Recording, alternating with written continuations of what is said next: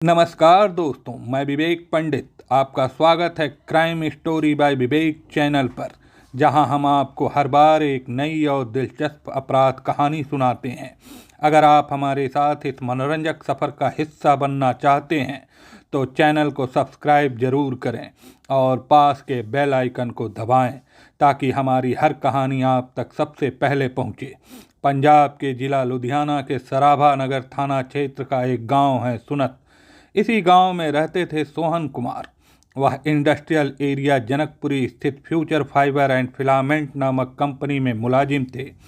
Company की factory में cycle निर्माण होता था। सोहन लाल के परिवार में पत्नी किरण देवी तथा 4 पुत्र थे, सुनील, लोहित, अरुण और प्रवीण।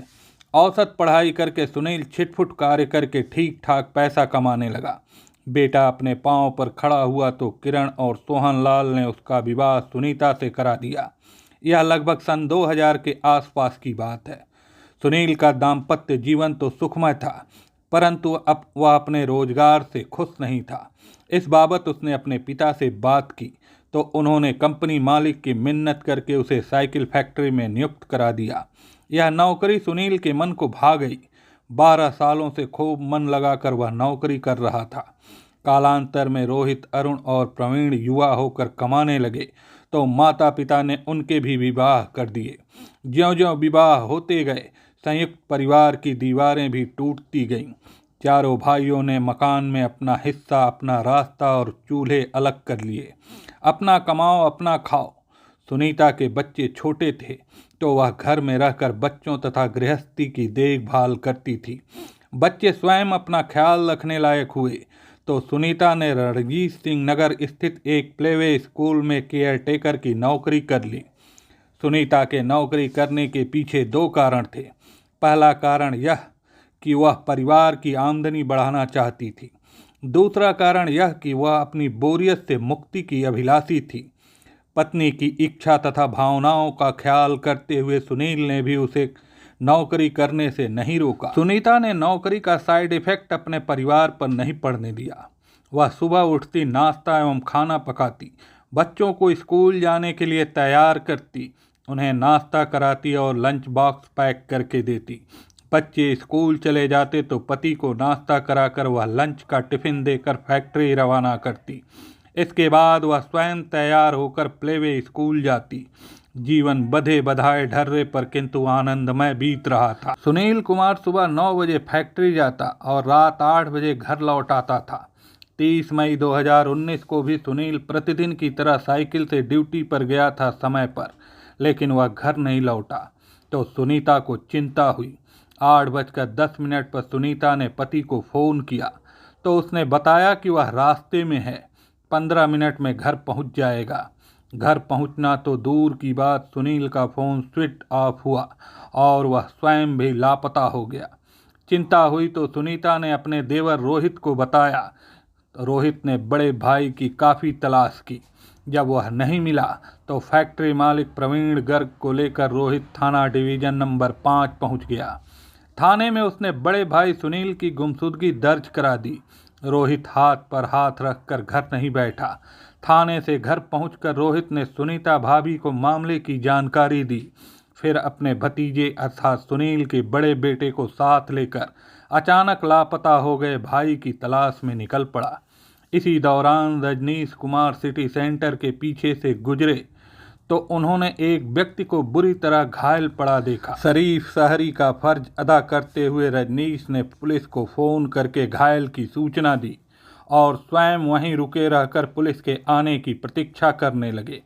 उक्त सूचना पर एएसआई सुनील कुमार तुरंत सिटी सेंटर पहुंच गए। पुलिस को देखते ही रजनीश कुमार ने आगे बढ़कर अपना परिचय दिया और बताया कि मैंने ही फ़ोन किया था, घायल उधर पड़ा है। एएसआई सुनील कुमार ने रजनीश को धन्यवाद देकर जाने की अनुमति दे दी। टार्च की रोशनी में पुलिस ने देखा कि घायल का सिर बुरी तरह फटा हुआ था। उसके गले पर ऐसे निशान थे मानो गला घोंटा गया हो। मौके पर एक साइकिल भी पड़ी थी। साइकिल के हैंडल पर बैग टंगा था। एसआई सुनील ने दोनों चीज़ें कब्जे में ले लीं। हो सकता है कि घायल में प्राण शेष हो। इस संभावना के मद्देनज़र पुलिस उसे किसी वाहन से सिविल हॉस्पिटल ले गई। चेकअप के दौरान ही डॉक्टर ने उसे मृत घोषित कर दिया। सहसा एसआई सुनील कुमार को याद आया कि कुछ देर पहले ही रोहित कुमार ने बड़े भाई सुनील कुमार की गुमशुदगी दर्ज कराई थी। सुनील कुमार ने रोहित का पता एवं मोबाइल नंबर अपनी डायरी में नोट कर लिया था। मृतक की कदकाठी हुलिया आयु गुमशुदा सुनील कुमार से मिलती जुलती थी। अतः सुनील कुमार ने रोहित को फोन करके सिविल हॉस्पिटल पहुंचने को कह दिया। कुछ ही देर में रोहित व सुनील का बड़ा बेटा सिविल हॉस्पिटल पहुंच गए। एएसआई सुनील कुमार ने रोहित तथा सुनील के बेटे को पोस्टमार्टम हाउस में रखी लाश दिखाई तो उसे देखते ही वे दोनों रोने चिल्लाने लगे। स्पष्ट था कि शव लापता सुनील कुमार का था। शोक मनाने के बाद रोहित ने अपनी भाभी व भाइयों को दुखद घटना की सूचना दी। वे सब भी रोते बिलखते हॉस्पिटल पहुंच गए। मृतक की विधिवत शिनाख्त के बाद सुनील कुमार ने पंचनामा बनाकर लाश पोस्टमार्टम के लिए भेज दी। थाना क्षेत्र की सीमा के चलते पहले यह प्रकरण थाना डिवीजन नंबर 4 में अपराध क्रमांक 0 पर दर्ज किया गया।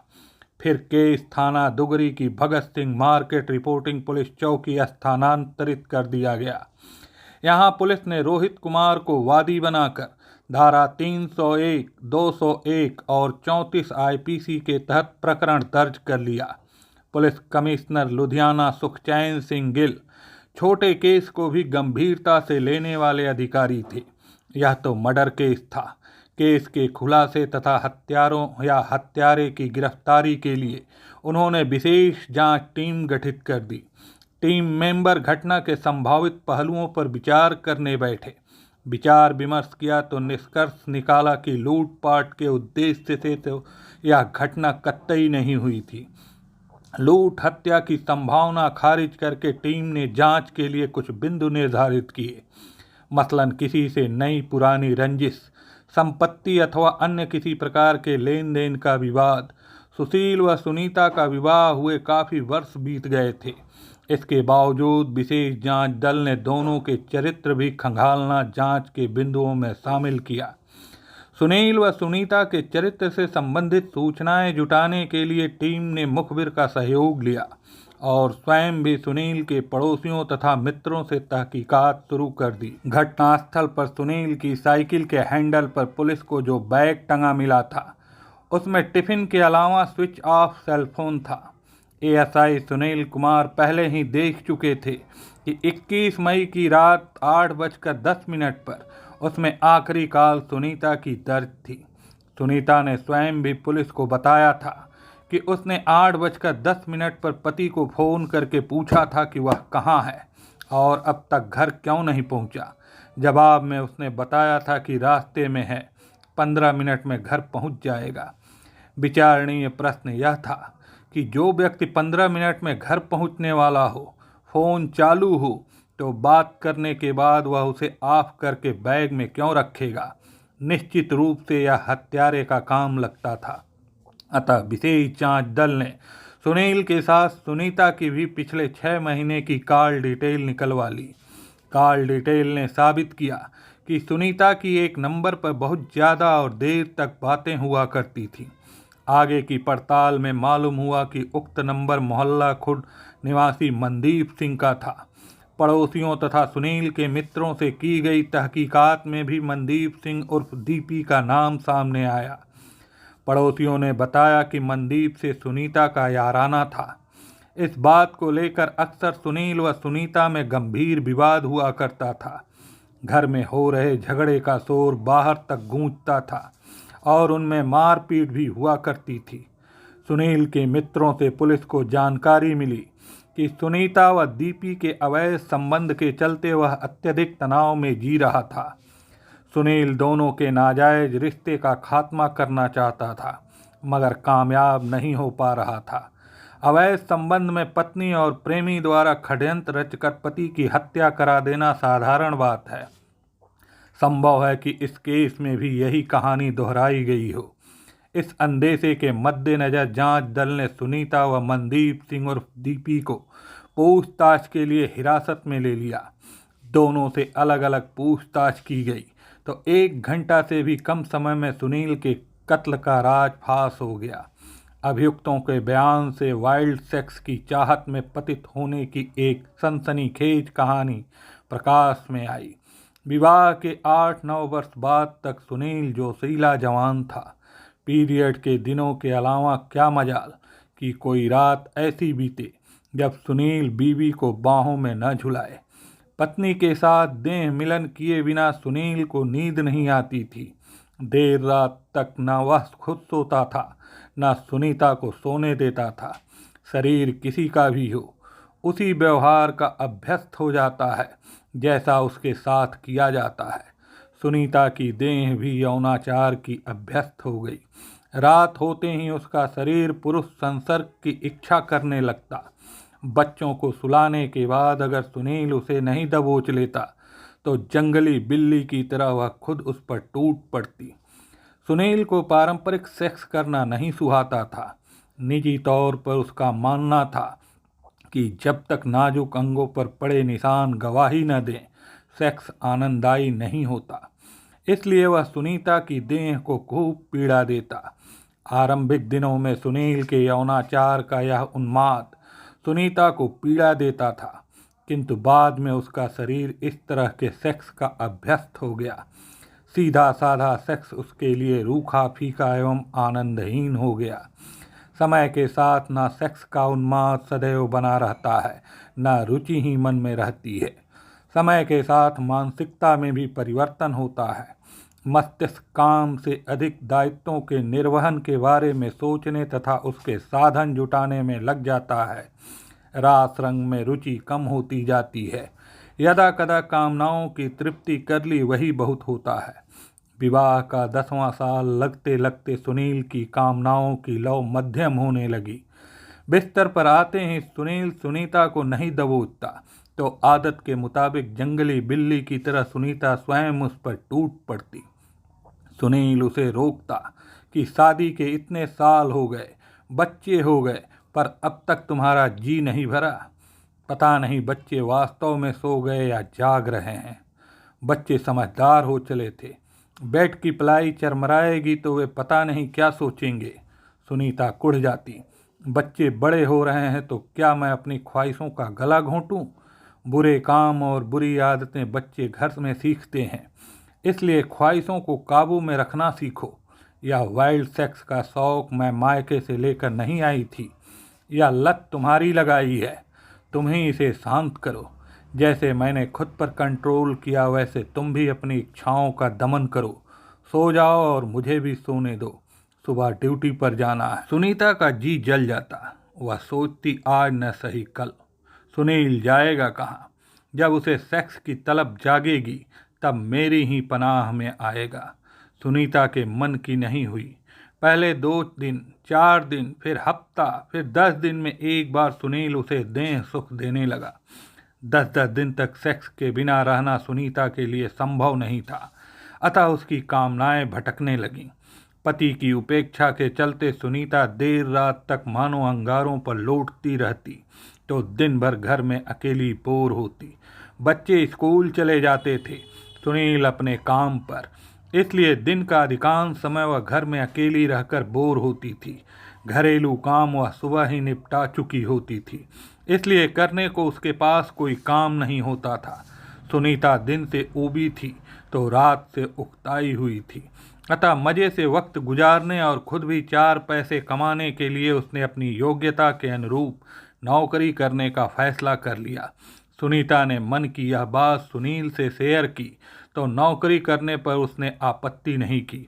यूं भी बच्चे इतने बड़े हो गए थे कि अपना ख्याल खुद रख सकें। पति की अनुमति मिलते ही सुनीता ने अपने लायक नौकरी तलाश करना शुरू कर दी। कई जगह ट्राई करने के बाद उसे रणजीत सिंह नगर स्थित एक प्लेवे स्कूल में केयर टेकर की नौकरी मिल गई। सुनीता को बच्चे संभालने का व्यक्तिगत अनुभव था। बच्चे उसे अच्छे भी लगते थे, अतः इस काम में उसका मन रम गया। प्लेवे स्कूल में नौकरी करने के दौरान सुनीता की भेंट मनदीप सिंह उर्फ दीपी से हुई। वह अपनी 1.25 साल की बेटी को स्कूल छोड़ने तथा ले जाने आता था। वह कभी कार से बेटी को लेकर आता, कभी बाइक से तो कभी टेम्पो से। प्रतिदिन 2 बार मनदीप से भेंट तथा बातचीत होने लगी तो उससे सुनीता का प्रगाढ़ संबंध बन गया। मनदीप बातें लुभावनी तथा लच्छेदार करता था, इसलिए उनकी दोस्ती होने में देर नहीं लगी। मनदीप सुनीता को अपनी कार में बैठाकर घुमाने फिराने लगा। बातें भी वे खुलकर करने लगे। एक दिन बातों बातों में सुनीता ने पूछा, दीपी, रोजाना आप ही बिटिया को स्कूल छोड़ने और घर ले जाने आते हैं, आपकी मिसेज कभी नहीं आती, ऐसा क्यों? मनदीप ने सुनीता की आंखों में देखा और कहा, जवाब सच दूं या झूठ? कुछ देर सोचने के बाद सुनीता बोली, सच बताइए। सच यह है कि मेरी घरवाली छुई मुई सी है और मेरा स्वभाव भेड़िया जैसा है। मनदीप ने खुलकर अपने दाम्पत्य जीवन का सत्य बताया। नर्म गर्म गोश्त देखते ही मेरे अंदर का भेड़िया जाग जाता है। उन लम्हों में मुझे दिखाई नहीं देता कि मैं क्या कर रहा हूँ, किस लिए कर रहा हूँ। बस शरीर का ताप उतरने तक करता जाता हूँ। उसी के नतीजे में मेरी घरवाली अधमरी सी हो जाती है। दोपहर तक बेड पर पड़ी अपने बदन का दर्द दूर करती रहती है। सुनीता की आंखें चमकने लगीं कि दीपी तो मेरे जोड़ का पार्टनर है। अगर यह मिल जाए तो वीरान हो गई सेक्स लाइफ में बहार आ जाए। सुनीता एकाएक सोचों में गुम हुई तो मनदीप ने टोका, क्या सोचने लगी? कुछ नहीं। सुनीता जबरदस्त मुस्कुराई। आपकी घरवाली बर्दाश्त नहीं कर पाती तो उसके साथ ऐसा क्यों बर्ताव करते हो? सुनीता जी, मेरे अंदर जोश उभरता है तो पता नहीं मुझे क्या हो जाता है, जानवर बन जाता हूँ मैं। मेरे पति भी कभी आपकी तरह जानवर बन जाया करते थे। मनदीप ने सुनीता के चेहरे पर नज़र जमा कर उसके मन के भाव पढ़ने की कोशिश की, फिर बोला, और अब? उनके अंदर का जानवर बहुत कमज़ोर हो गया है। सुनीता के मुख से कराह निकली। इस बात को यह भी समझ सकते हो कि उसके अंदर का जानवर मर गया। मनदीप की दिलचस्पी जागी। जब आपके पति के अंदर का जानवर जिंदा था तब तो मेरी पत्नी की तरह आप भी बेहाल हो जाती होंगी। नहीं, मैं इसकी आदी हो गई थी। यानी पति के अंदर का जानवर आपको कष्ट नहीं देता था? बिल्कुल नहीं। मैं आनंद के सागर में डूब जाती थी और अब जानवर मर गया तो मज़ा भी खत्म हो गया। सब कुछ औपचारिक तथा फीका लगता है। मनदीप ने सुनीता की आंखों में देखते हुए सवाल किया, क्या आप फिर से वही वाइल्ड लाइफ जीना चाहती हैं? जंगल में अकेली भटक कर क्या करूं? सुनीता के मुख से आह निकली। मेरे घरवाले के अंदर का जानवर तो मर गया। मनदीप ने तुरंत उसके हाथ पर हाथ रख दिया। मगर मेरे अंदर का जानवर जिंदा है। तुम चाहो तो अतीत की दुनिया में फिर से वापस जा सकती हो। सुनीता ने मनदीप के चेहरे को गौर से देखा और मुस्कुरा दी।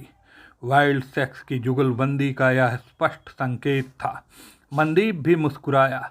मैं जानवर जगाऊं, मुकाबला करना। इसके लिए कल होटल में कमरा बुक करा लूं?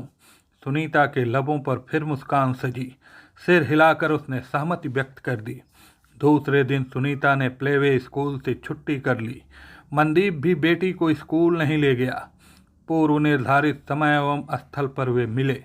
मनदीप सुनीता को कार में बैठाकर उस होटल में ले गया जहां उसने कमरा बुक कराया हुआ था। होटल के कमरे में पहुंचते ही मनदीप के अंदर का कामी पशु जाग कर शोर मचाने लगा। उसने सुनीता को दबोच लिया। फिर होटल के कमरे में वाइल्ड सेक्स का दोनों ने आनंद लिया। उस दिन मिले आनंद से सुनीता मनदीप की दीवानी हो गई। मनदीप भी सुनीता की दीवानगी में खो गया। आए दिन उनका शारीरिक मिलाप होने लगा। दोनों साथ घूमते भी देखे जाने लगे।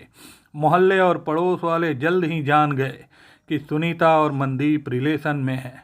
सुनील को जब तक यह बात पता चली तब तक बहुत देर हो चुकी थी। सुनीता व मनदीप उस पड़ाव तक पहुंच चुके थे जहां से लौट पाना उनके लिए मुमकिन नहीं था। मनदीप से कुछ कह या उसे रोक पाने की स्थिति में सुनील नहीं था। अतः उसने अपना सारा जोश सुनीता पर आजमाया। उसे प्यार से समझाकर मनदीप से दूर करने का प्रयास किया। नाकामी मिली तो सुनील उसकी पिटाई करने लगा। सुनीता से जब तक बर्दाश्त किया गया उसने किया। उसके बाद उसने बगावत का बिगुल फूंक दिया। एक दिन उसने गुस्से में मनदीप से कह दिया, या तो तुम मेरा पीछा छोड़ दो या फिर सुनील से मेरा पीछा छुड़ा दो। मनदीप सुनीता को छोड़ना नहीं चाहता था, इसलिए उसने सुनील से सुनीता का पीछा छुड़ाने का निश्चय कर लिया। फिर मनदीप ने अपने मन की बात सुनीता को बताई तो विधवा होने के विचार से ही उसकी खुशी का ठिकाना न रहा। इसके बाद दोनों ने मिलकर सुनील की हत्या की योजना बना दी। कत्ल जैसा जुर्म अकेले कर पाना मनदीप के बस की बात नहीं थी। ऐसे में उसे पंकज राजपूत की याद आई। पंकज राजपूत से मनदीप की मुलाकात जेल में हुई थी। हुआ यह था कि धोखाधड़ी के एक केस में महानगर पुलिस ने मनदीप को बंदी बनाकर जेल भेजा था। उन दिनों पंकज भी लुधियाना जेल में था, हत्या के प्रयास के एक मुकदमे में। थाना टिब्बा पुलिस ने उसे जेल भेजा था। पंकज राजपूत दबंग तथा सातिर अपराधी था। दोनों एक ही बैरक में थे, इसलिए उनकी दोस्ती हो गई। पंकज ने मनदीप को कहा था कि कभी भी कोई बड़ा काम करवाना हो तो उसे बताए। कुछ समय बाद मनदीप तो जमानत पर रिहा हो गया था, पर पंकज अभी भी जेल में निरुद्ध था। मनदीप ने जेल मिलाई करके अपनी समस्या पंकज को बताई।